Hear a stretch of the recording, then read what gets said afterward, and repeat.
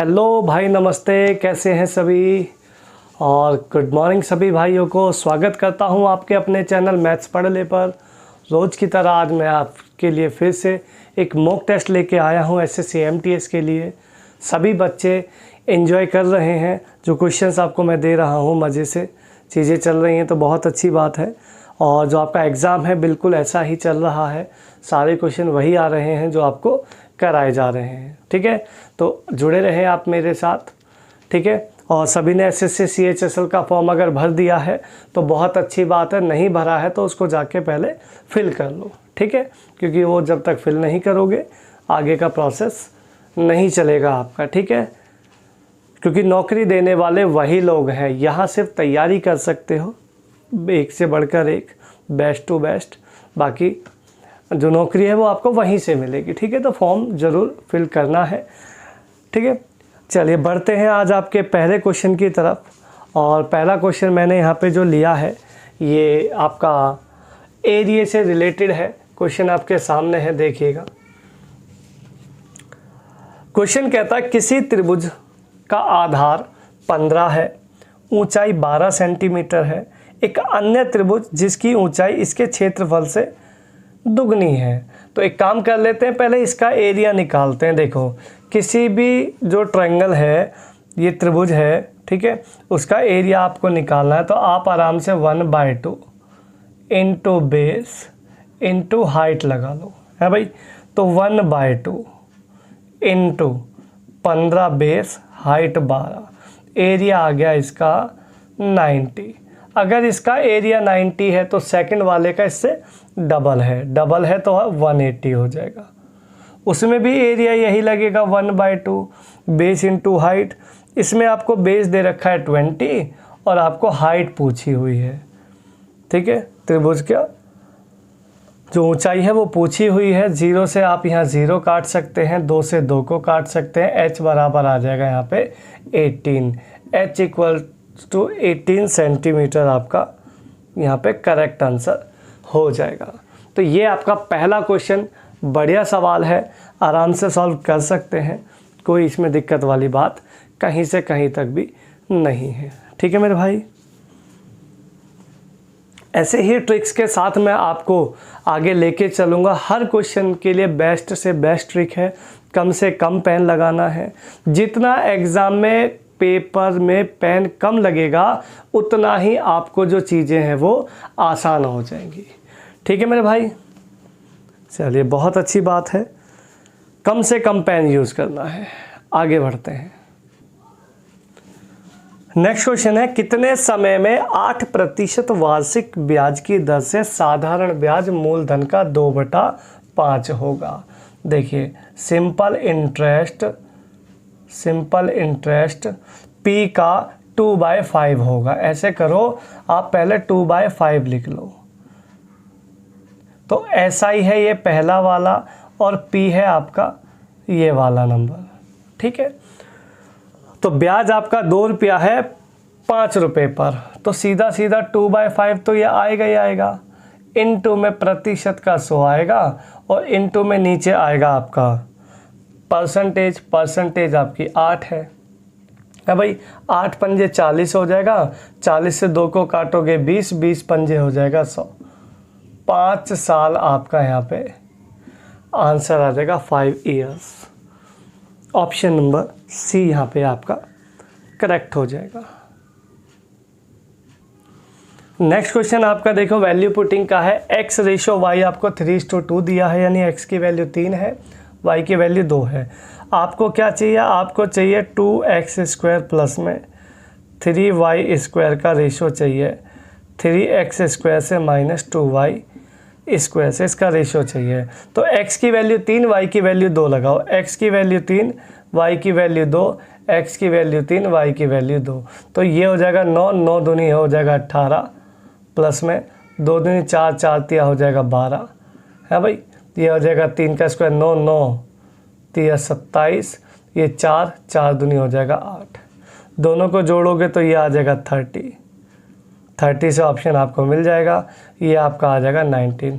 30:19 is the right answer. Option number C आपका यहाँ पे करेक्ट हो जाएगा। केवल वैल्यू पुटिंग करनी है और कोई भी इसमें एक्स्ट्रा काम, एक्स्ट्रा एफर्ट लगाने का कहीं से कहीं तक कोई दिक्कत या ज़रूरत नहीं है।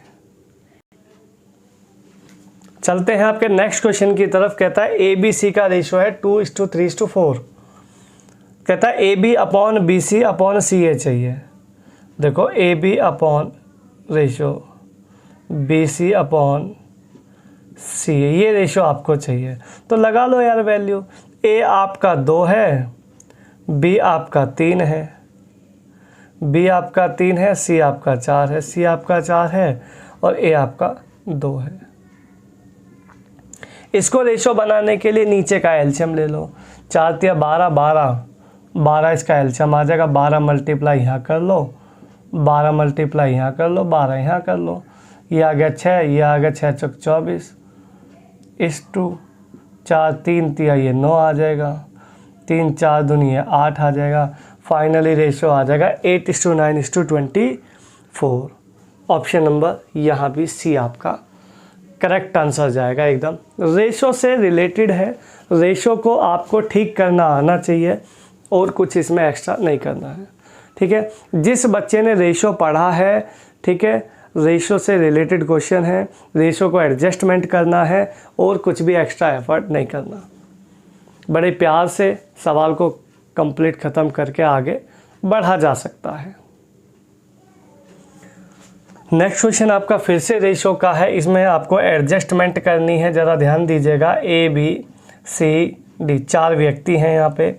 ए रेशो है 1:2, बी रेशो है 3:4, सी रेशो डी है 5:6। इसमें एडजस्टमेंट करते हैं। इस 2 को पकड़ के खींच दो लास्ट तक, इस 2 को पकड़ के लास्ट तक खींच दो 2, इस 4 को पकड़ के लास्ट तक खींच दो, इस 3 को पकड़ के इधर खींच दो, इस 5 को पकड़ के इधर खींच दो। ये आपका मामला हो गया सेट। सीधा सीधा मल्टीप्लाई कर लो। 5 × 15 एकम 15, 5 × 15 दूनी 30 है भाई, 20 दूनी 40, 6 × 24 दूनी 48। कोई दिक्कत परेशानी? और आपको ए बी सी क्या मांगा है? D C B A, D C D C B A उल्टा मांगा है। तो 48:40:30:15 आंसर आ जाएगा आपका ऑप्शन नंबर डी आपका यहाँ पे करेक्ट हो जाएगा। ठीक है, सिर्फ रेशो का एडजस्टमेंट, तीनों सवाल आपके रेशो से हैं, कहीं से कहीं तक कोई दिक्कत नहीं आने वाली।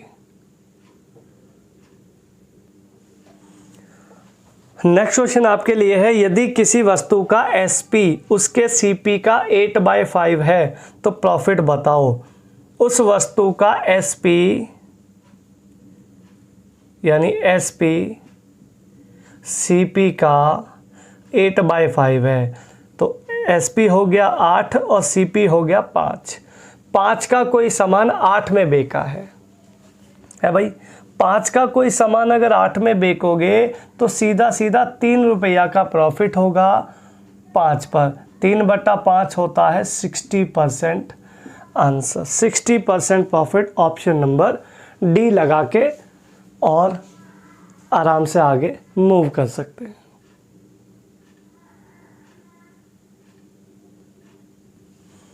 नेक्स्ट क्वेश्चन है यह आपके लिए, एक यदि क्रय मूल्य किसी वस्तु का CP 80 रुपया है, CP 80 है, कह रहा उपपरिव्यय। उपपरिव्यय का मतलब होता है एक्स्ट्रा खर्चा है। एक्स्ट्रा खर्चा है जो है आप इसका एक्स्ट्रा खर्चा है 20 रुपीज़।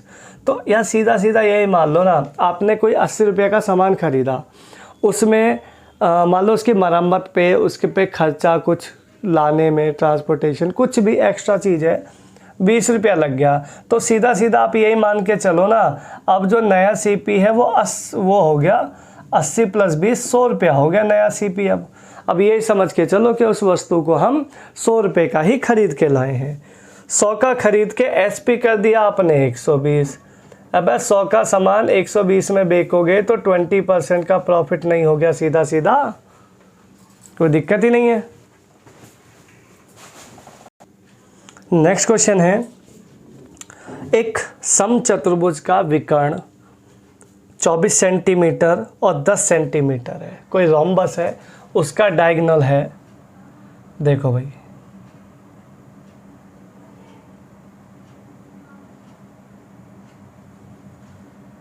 ये आपका कोई रोम्बस है, इसका एक डायगोनल 24 है, एक डायगोनल 24 है तो ये हो जाएगा 12, एक डायगोनल 10 है तो ये हो जाएगा 5 है भाई, क्योंकि दो डायगोनल होते हैं इसमें, दोनों डायगोनल एक दूसरे को इक्वली डिवाइड करते हैं, जहाँ भी डिवाइड करते हैं वही 90 डिग्री का एंगल बनाते हैं, ये बात आपको पता होनी चाहिए, ठीक है। कहता है इस रोम्बस का पेरीमीटर चाहिए, यार पेरीमीटर के लिए तो साइड चाहिए है, जब तक साइड नहीं आएगी पेरीमीटर कैसे निकालोगे, तो 5 12 यहीं से फ़ायदा ले लो, 5 12 ये हो गया 13, साइड आगे इसकी 13, भुजा आगे इसकी 13, अगर एक भुजा 13 है तो समचतुर्भुज मतलब रोम्बस यानी सारी भुजाएं बराबर, अगर एक भुजा 13 है तो सारी भुजाएं 13 हो गई, तो पेरीमीटर आ गया इसका 13 चौके 52, 52 is the right answer, perimeter 52 इसका करेक्ट आंसर हो जाएगा। दो डायगोनलों से इस तरीके से आप सवाल को निकाल सकते हैं बहुत ही इजीली तरीके से। नेक्स्ट क्वेश्चन आपके लिए है, उस सबसे लंबी छड़ की लंबाई बताइए जो 10 मीटर लंबी है, 6 मीटर चौड़ी है, 4 मीटर ऊंचे हॉल में रखी जा सके।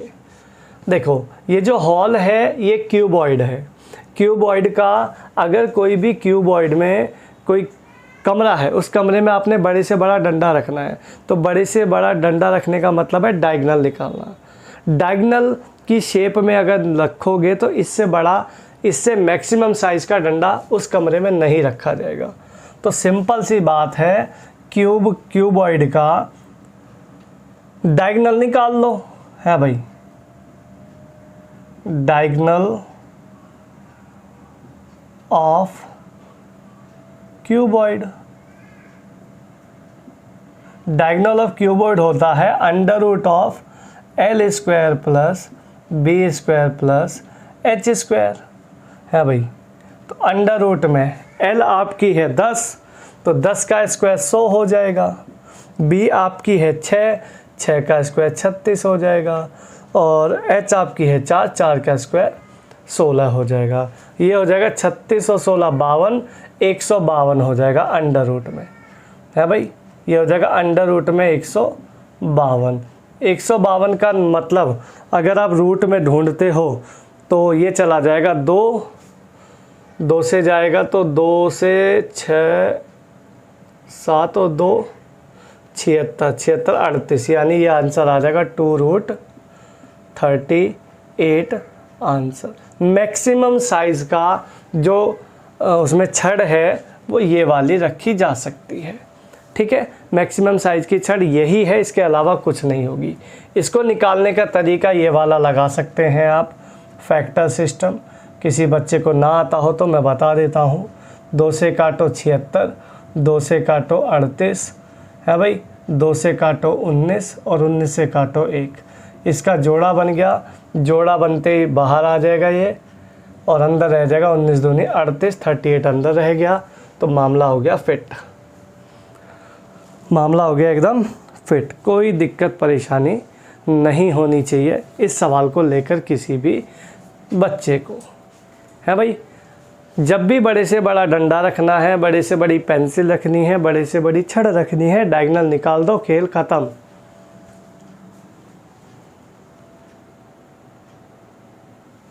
नेक्स्ट क्वेश्चन है, 2 त्रिभुज हैं जिनके क्षेत्रफल का रेशो है 4:3, ऊंचाई का रेशो है 3:4। कह रहा हूँ उनके जो बेस है, जो आधार है, उसका अनुपात क्या होगा, रेशो चाहिए। रेशो ऑफ बेस का ही चाहिए अनुपात, ठीक है। देखो इधर कोई दिक्कत नहीं है, मेरे हिसाब से होता है एरिया 1/2 बेस इंटू हाइट, तो 1/2 कट जाएगा, केवल लिख लो base into height upon base into height बराबर एरिया रख दो 4/3 यानी 4:3। एच आपको दे रखा है 3:4, तो ये हो जाएगा बेस, ऐसे कर लो बेस 1 बेस 2, क्यों? क्योंकि दोनों का है। एच आपका यहाँ पे 3 है, एच यहाँ पे 4 है, बराबर 4:3। आपको B1 B2 चाहिए तो क्रॉस मल्टीप्लाई कर लो, ये हो जाएगा 4 चौक 16, ये हो जाएगा 4 चौक 16, ये हो जाएगा 3 तिया 9, यानी जो आपका ट्रायंगल पहला है उसका बेस रहेगा 16, जो ट्रायंगल 2 है उसका बेस रहेगा 9। आंसर आ जाएगा 16:9 का रेशो। ठीक है, तो डायरेक्ट हिट करने वाला सवाल है। 1/2 बेस इंटू हाइट कट जाएगा, तो जब 1/2 बेस इंटू हाइट कट जाएगा 1/2 तो फिर लिखने का फ़ायदा कहीं से कहीं तक कुछ नहीं है। ठीक है भाई, देखिए नेक्स्ट क्वेश्चन है आपके सामने। एक बेलनाकार स्तंभ का वक्र पृष्ठ क्षेत्रफल 264, मतलब 2πRH आपका 264 है। इसका वॉल्यूम 924 है। वॉल्यूम मतलब πr² h। ठीक है, पाई से पाई कट गया, आर से आर कट गया।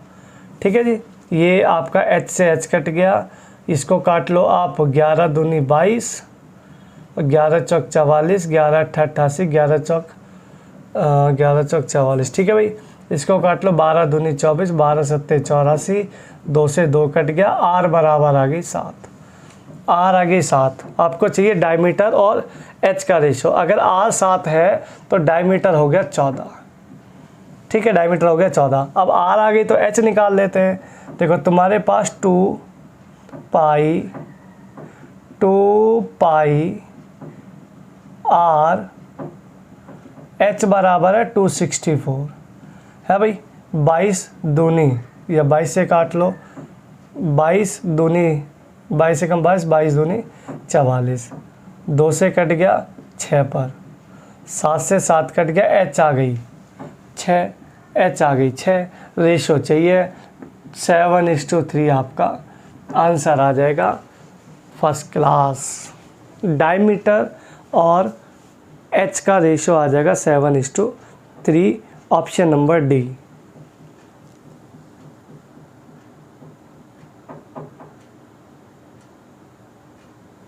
कोई दिक्कत परेशानी?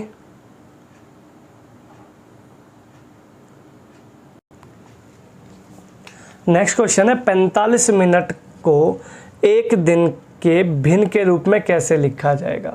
देखिए बच्चे इसमें भी क्या गड़बड़ करते हैं। 45 मिनट ठीक है, पूरे दिन में कितने मिनट? अब उनको लगेगा यार 24 है, एक दिन में 24 घंटे, 24 घंटे को 60 से गुणा करेंगे अलग से। यार क्या ज़रूरत है, यहाँ 24 लिख लो या 60 लिख लो, आपको फ्रैक्शन में ही तो चेंज करना है भाई। तो 15 तिया 15 चौके 3 अट्ठे 24, सीधा फ्रैक्शन निकल के आएगा 1/32 इज़ द राइट आंसर। 1/32 ढूंढोगे तो बी ऑप्शन आपको यहाँ पे मैच करेगा फर्स्ट क्लास। ठीक है ना भाई। नेक्स्ट क्वेश्चन जो देख रहे हैं ये सिंप्लीफिकेशन का है। देखो क्या हो पाएगा ये वाला सवाल। चीज़ें तो आसान है, सवाल आपके सामने है, थोड़ा सिंप्लीफाई करके लिख लो। यहाँ लिख लो 9 माइनस 33 + 3 36/11। थोड़ा सिंप्लीफाई कर रहा हूँ मैं, का को हटा के गुणा लगा लो है भाई। 9 2 11/9 हो जाएगा, डिवाइड है यहाँ पे है भाई 7/9 है, का मल्टीप्लाई है 35 और 1 36/7। इसको सॉल्व करना है। अब का कहाँ था, एक यहाँ था और एक यहाँ था। पहले इसी को सॉल्व करो, ये आ गया ये मामला। इसको सॉल्व करोगे 11 से 11 गया, 9 चौक 36 गया। सवाल क्या रह गया, 9 - 4 डिवाइडेड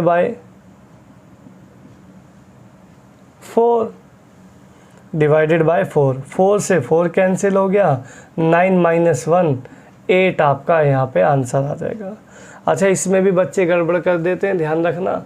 यहाँ 4 से 4 जब मैंने काटा तो 1 छोड़ा है, बच्चों को लगता है 4 से 4 गया, कुछ नहीं बचा, 9 आंसर, 9 का 9 लगाओ, बी ऑप्शन करेक्ट हो जाएगा।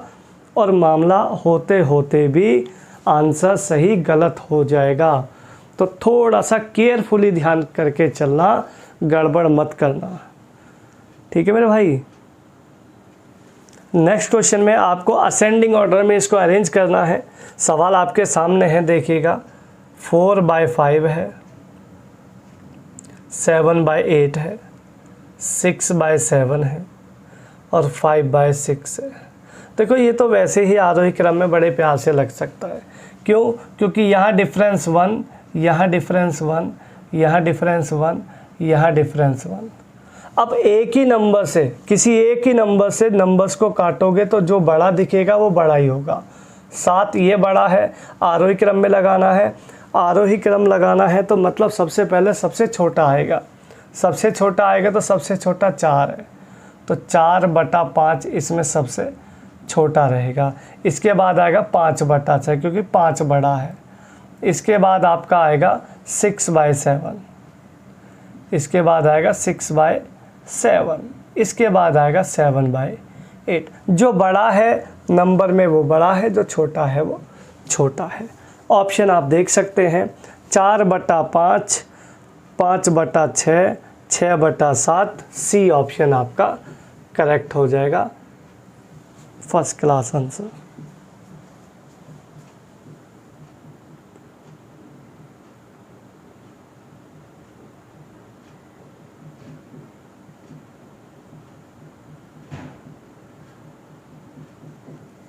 नेक्स्ट क्वेश्चन देख रहे हैं, ये भी सिंप्लीफाई करना है और बड़ा मज़ेदार सवाल है। 1/20 है, प्लस में 1/30 है, प्लस में 1/42 है, 1/56 है, 1/72 है, 1/90 है।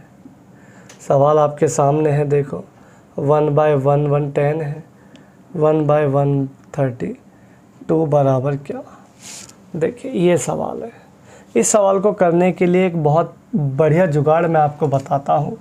इसके कंटिन्यू फैक्टर करो, आप कहोगे 4 पंजे 20, बाकी छोड़ दो, सीधे लास्ट वाले पे आओ। इसके करोगे तो 11 गुणा में 12 फैक्टर होंगे। 11 गुणा 12 132 है भाई। इसका पहला पेयर उठाओ 1/4, इसका लास्ट वाला पेयर उठाओ 1/12, 1/8 और 1/12। ठीक है भाई। बीच में लगाओ माइनस का साइन, इसको सॉल्व कर दो। यहाँ 12 है, यहाँ 12 बनाने के लिए क्या करोगे, 3 से गुणा, तो 3 माइनस 1 2/12 अर्थात 1/6 आपका answer first class 1/6। Option number C आपका यहाँ पे एकदम अल्टीमेट आंसर आएगा। ठीक है भाई। ऐसी ही ट्रिक्स आपके लिए मैं लाता हूँ, तो आप वीडियो को ज़्यादा से ज़्यादा शेयर किया करें, लाइक किया करें, कमेंट किया करें। और जिस किसी ने चैनल सब्सक्राइब नहीं किया है वो चैनल को सब्सक्राइब कर लें, ताकि नई नई चीज़ें, और बेल आइकन कर लें ताकि नई वीडियोस आपको मिलती रहे, अपडेट होते ही तुरंत आपके पास पहुंच जाए, ताकि आप उसको देखकर आगे एग्ज़ाम को दे सकें। ठीक है भाई। नेक्स्ट क्वेश्चन जो देख रहे हैं सिंप्लीफिकेशन का है, और क्वेश्चन बड़ा ख़तरनाक है। x बराबर है 1 प्लस 1/1/1/1/2 +1 +1 +1 ये हो तो आप मुझे बताइए 2x + 7/4 की वैल्यू क्या होगी। ये आपका क्वेश्चन है। ठीक है, क्वेश्चन लिखा भी है वहाँ पे, आप देख सकते हैं बहुत इजीली। इस क्वेश्चन को, इस पैटर्न को सॉल्व करने के लिए मैं आपको एक जुगाड़ देता हूँ, बहुत ज़बरदस्त है, अल्टीमेट चीज़ें हैं, सुनना ज़रा। 1/2 लिखो, 1 2 3 4, 4 1 हैं, 4 डॉट लगाओ। मैं ये x निकालने की कोशिश में हूँ, अगर x मिल जाएगा तो यहाँ पुट करके क्वेश्चन सॉल्व किया जाएगा, अदरवाइज सवाल फंस जाएगा। तो इस पैटर्न को लिखने के लिए देखो, अगर आप इसको नॉर्मल वे में करोगे ना, तो पहले आपको स्क्रीन जो आपके जो एग्ज़ाम होगा वो ऑनलाइन होगा, ऑनलाइन में स्क्रीन में ये क्वेश्चन लिखा होगा। तो स्क्रीन से पहले आप क्या करोगे, इस क्वेश्चन को अपने रफ पेपर पे नोट करोगे, वहाँ पे जो पेपर आपको मिला है, तब कहीं जाके उसको सॉल्व करोगे। यकीन मानो जितनी देर में आप इसको लिखोगे ना, क्वेश्चन को उतारोगे, इतनी देर में उत्तर आ जाएगा। जोड़ना शुरू करो, सब जगह बीच में प्लस है। 2 और 1 3, 3 और 2 5, 5 3 8, 8 5 13। ठीक है, आंसर आ गया 13/8। आंसर आ गया 13/8। x की वैल्यू आ गई 13/8। x की वैल्यू आ गई 13/8। x की वैल्यू लगानी है यहाँ पे। अगर x की वैल्यू लगानी है तो एक काम कर लेते हैं, अलग लगा देता हूँ। देखो 2 × 13/8 प्लस में 7/4, 2 से कट गया 4 बार, 13 7 20/4, 20/4 अर्थात आंसर आ गया 5। कितना आंसर आ गया? 5। ऑप्शन नंबर सी आपका यहाँ पे करेक्ट हो जाएगा। ये ट्रिक बड़ी धांसू है और धांसू ट्रिक्स के लिए आप मेरे साथ जुड़ सकते हैं और हमेशा के लिए जुड़े रह सकते हैं। ठीक है, चैनल आपका है, आपका अपना चैनल है मैथ्स पढ़ ले, तो आगे इसको लेके जाओ और अच्छी अच्छी चीज़ें मैं आपको ऐसे ही लाता रहूँगा। ठीक है मेरे भाई।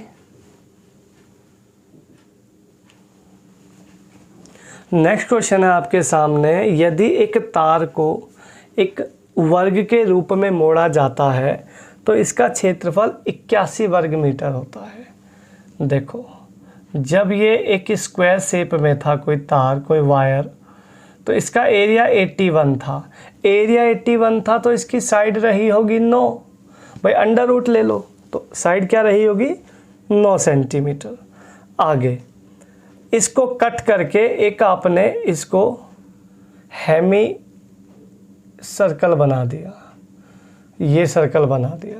अब इस सर्कल का आपको एरिया चाहिए है भाई।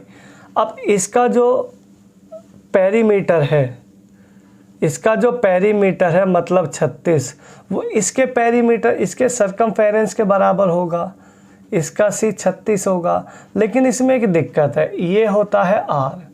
अब जब तार जुड़ेगा, इसको हेमी बनाओगे, हेमी सर्कल बनाओगे, तो ये तो रेडियस हो जाएगी, ये ऐसे भी आएगी, तो तार तो यहाँ भी लगेगा, तो ये आर भी जुड़ेगी। तो इसका जो सरकमफेरेंस बनेगा वो बनेगा 2r प्लस में पाई आर है भाई। ये बराबर रख दो 36 के। इसको कैलकुलेट कर लो, r कॉमन ले लो। r कॉमन लोगे तो अंदर क्या बचेगा? अंदर बचेगा 2 प्लस पाई है भाई, 2 प्लस पाई, 2 प्लस 22/7 बचेगा आपका बराबर 36 के। कोई दिक्कत परेशानी किसी को यहाँ तक नहीं है? चलिए बहुत अच्छी बात है, नहीं है तो 7 दूनी 14, 14 और 22 हो गया 36।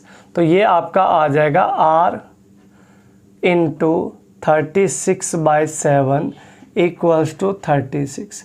ये कट कुटा के आ जाएगा, रेडियस आ जाएगी आपकी 7। इस सर्कल की रेडियस है 7। अगर सर्कल की रेडियस है 7 तो एरिया 154 होगा। बोलो भाई, कोई दिक्कत परेशानी किसी को? अल्टीमेट सवाल है या नहीं है बताओ आप? है, लेकिन अगर रेडियस 7 होती है तो एरिया 154 होता है, लेकिन वो तो पूरे का होता है ना, तुम्हें चाहिए हाफ का। सर्कल हाफ है तो 154 का हाफ 77 सेंटीमीटर स्क्वायर आपका करेक्ट आंसर आएगा। ठीक है मेरे भाई। भाई यही गलती मत करना कि 7 को देख के 154 आंसर लगा के आ जाओ, क्योंकि सही आंसर से पहले वो गलत उत्तर दे रहा है, 154 दे रहा है। ए ऑप्शन आप खुद देख लो। तो सही जो राइट आंसर है वो 77। यार अगर रेडियस 7 होती है तो एरिया 154 होता, नो डाउट, लेकिन वो तो पूरा सर्कल होता है, नहीं तो हाफ है, तो 154 का हाफ 77 करेक्ट आंसर आ जाएगा। ठीक है, मेन जो इसका पॉइंट है ना, मेन पॉइंट ये है, अगर आप पूरा सर्कल बना रहे होते ना, पूरा सर्कल, तो इसका सी, इसका पी, इसका सी बराबर होता, तो डायरेक्ट बन जाता, इसमें इसकी ज़रूरत नहीं होती आर की। ठीक है ना, लेकिन यहाँ पे थोड़ा सा हल्का सा इशू है, बहुत छोटा सा, इसको क्लियर करके आप आगे कर सकते हैं सवाल। ठीक है भाई, नेक्स्ट क्वेश्चन की तरफ चलते हैं। और नेक्स्ट क्वेश्चन जो आप देख रहे हैं, देखिएगा, दो संख्याओं का रेशो है 1 सही 1/2, 2 सही 2/3। ऐसा ही अजीब सा सवाल है। ठीक है, 15 आपको ऐड करना है, 15 ऐड करने के बाद इसमें रेशो बदल कर हो जाता है 1 सही 2/3, 2 सही 1/2, बड़ा नंबर चाहिए। देखो इसमें अच्छा तरीका ये है कि आप इसको आराम से सॉल्व करके पहले एलसीएम लेके इसका जो फ्रैक्शन है इसको सही कर लो। है भाई, कैसे सही करोगे? 1 सही 1/2 हो जाएगा 3/2। देखो कैसे मैं बताता हूँ।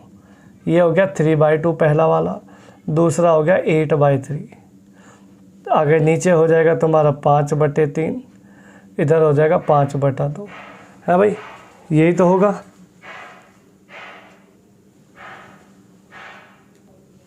देखो भाई, इसका हम ले लेते हैं एलसीएम। एलसीएम लोगे तो यहाँ 6, यहाँ भी 6 से मल्टीप्लाई, यहाँ भी 6 से, यहाँ भी 6 से। एक नया रेशो बना लेते हैं। 3 तिया हो जाएगा 9, ये हो जाएगा 16, ये हो जाएगा 10, ये हो जाएगा 15। अब ये नया रेशो बन गया। अब कहता 15 ऐड होने पर अब लगा लो अपनी शॉर्टकट ट्रिक, जो ट्रिक आप लगाया करते थे, नीचे वाले का अंतर से मल्टीप्लाई, क्रॉस 160 135, एक क्रॉस मल्टीप्लाई 160 135, ये बचा 25, काट पीट के आ गया 3। तुम्हें बड़ा नंबर चाहिए, ये कर दो मल्टीप्लाई, 16 तिया 48, 48 इसका करेक्ट आंसर आ जाएगा। ठीक है मेरे भाई, अगर ये सवाल इस तरीके से देता है तो आपने पहले इसको इस फॉर्म में बना लो, ताकि आपको कैलकुलेशन करने में थोड़ा सा आसानी रहे, चीज़ें बहुत आसान बन जाए। ठीक है, आप इसका सॉल्यूशन देखोगे ना तो हालत ख़राब हो जाएगी। देखो दिखाता हूँ, ये देखो, देख रहे हैं किस किस तरीके से इसने सवाल को बनाया है। क्या ऐसे कर पाना आपके लिए पॉसिबल है क्या? नहीं है ना। तो बेस्ट सॉल्यूशन आपके लिए दे रहा हूँ मैं, बेस्ट ट्रिक है आपके लिए, तो लगा के चलो एकदम। ठीक है भाई, नेक्स्ट क्वेश्चन है आपके लिए। एक व्यक्ति किसी स्थान पर 30 घंटे में पहुंचता है। यदि वह अपनी चाल 1/15 भाग की कमी कर दे तो उसी समय में, मतलब 30 के 30 ही घंटे में, और 10 किलोमीटर कम चल पाता है, उसकी चाल बतानी है। ऑप्शन आपके सामने है 6 किलोमीटर प्रति घंटा, 5.5 किलोमीटर प्रति घंटा, 4 किलोमीटर प्रति घंटा और 5। ऑप्शन से उठाना है। देखो इसको ना टैली कर लो, टैली से कुछ ज़्यादा जल्दी हो सकता है सवाल, लेकिन टैली में ऐसा ऑप्शन उठाओ जिसका 1/15 निकल सके। तो 5 किलोमीटर प्रति घंटा मैं यहाँ से उठा लेता हूँ। आप बताओ, अगर मैं 30 घंटे चलता हूँ 5 की स्पीड से, तो मुझे कितना डिस्टेंस ट्रेवल हो जाएगा मेरा? 150 किलोमीटर। आप कहोगे हाँ जी सर बिल्कुल, कोई हमें दिक्कत नहीं है भाई। अब वो कह रहा है 10 किलोमीटर कम कर दें, 150 है तो अभी 140 किलोमीटर ट्रैवल होना है, 140 किलोमीटर ही ट्रैवल होना है। लेकिन स्पीड कितनी करनी है? स्पीड करनी है 1/15 कम। आप मुझे बताओ, अगर मैं पहले 5 की स्पीड से जा रहा था, अब मैं 1/15 कम कर दूं तो मुझे कम करना पड़ेगा 1/3। अगर मैं 5 में से 1/3 कम कर दूं, 1/3 कम कर दूँ तो 5 × 15 - 1 14/3 की स्पीड से जाना पड़ेगा। और ये 3 कहाँ चला जाएगा? 3 चला जाएगा बटे के चीज़ ऊपर जाके पलट जाती है। 14 से 14 कट गया। तो आज भी कितने घंटे लग रहे हैं मुझे? 30 घंटे लग रहे हैं। यही स्टार्टिंग में तय हुआ था कि पहले भी 30 घंटे, आज भी 30 घंटे। तो कब पॉसिबल हुआ? जब मैं स्पीड किससे चला? 5 किलोमीटर प्रति घंटा। तो यही मेरा राइट आंसर है, 5 किलोमीटर प्रति घंटा ही मेरा राइट आंसर है। टैली बढ़िया सवाल है, आसानी से हो जाएगा, इतनी ज़्यादा टेंशन नहीं लेनी पड़ेगी। बिना टैली के करोगे तो फिर वही एक्स के चक्कर में पढ़ना पड़ेगा। फिर आप कहोगे एक्स से तो हमने कभी पढ़ा ही नहीं है, तो अब कैसे पढ़ लेंगे, है ना भाई।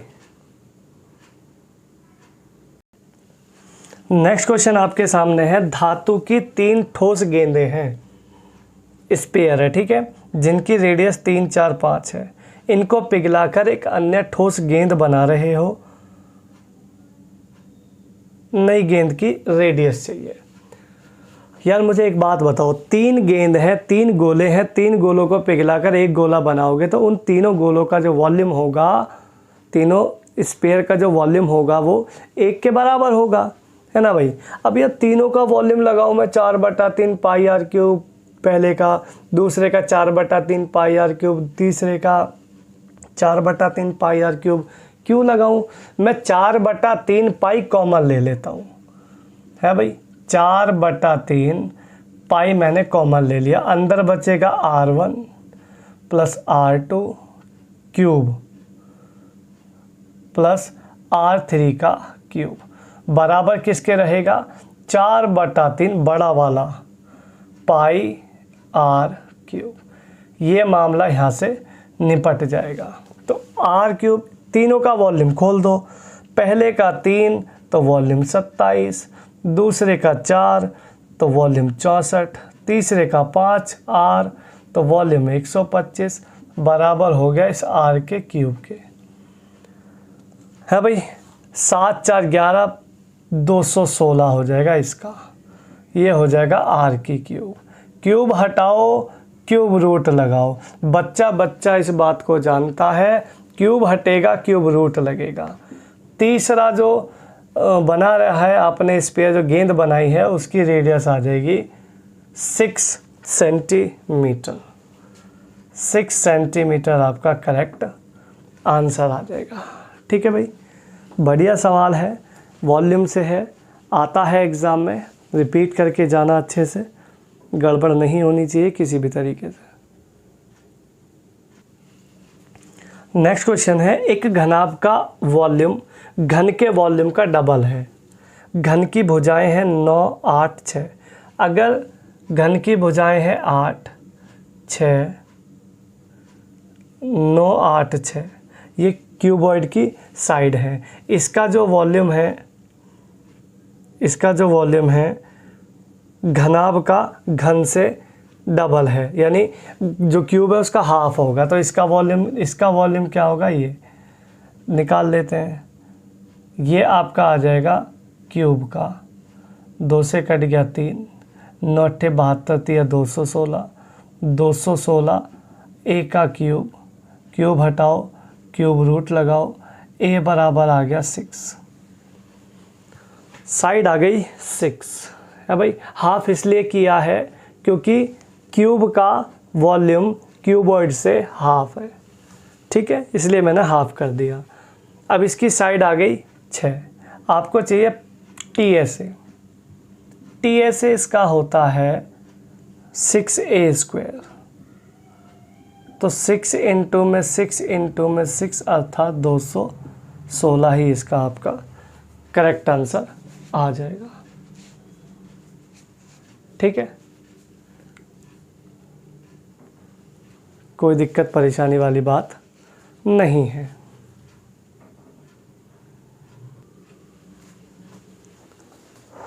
तो ये कुछ 20-21 के आसपास क्वेश्चन थे जो मैं आपके लिए मॉक टेस्ट के रूप में लेके आया था। इसमें 6 से 7 क्वेश्चन वो हैं जो अभी एग्ज़ाम में एमटीएस में आए हुए हैं, तो आप इनको अच्छे से करके जाइएगा, ठीक है। और आगे जिस किसी बच्चे का पेपर है सभी के लिए ऑल द बेस्ट है, अच्छे से पेपर करिएगा, ठीक है। मैथ का पूरा पेपर यहीं से आपको मिल जाएगा, कहीं से कहीं तक कोई दिक्कत नहीं आएगा। एडवांस मैथ आपके में है नहीं, आ नहीं रहा, फिर भी मैं एक दो क्वेश्चन इसमें करा देता हूँ आपको, ठीक है, कोई दिक्कत नहीं है। चलिए, बाकी जुड़े रहें आप मेरे साथ, आगे मिलेंगे आपको किसी नेक्स्ट वीडियो में, तब तक के लिए धन्यवाद, ठीक है भाई।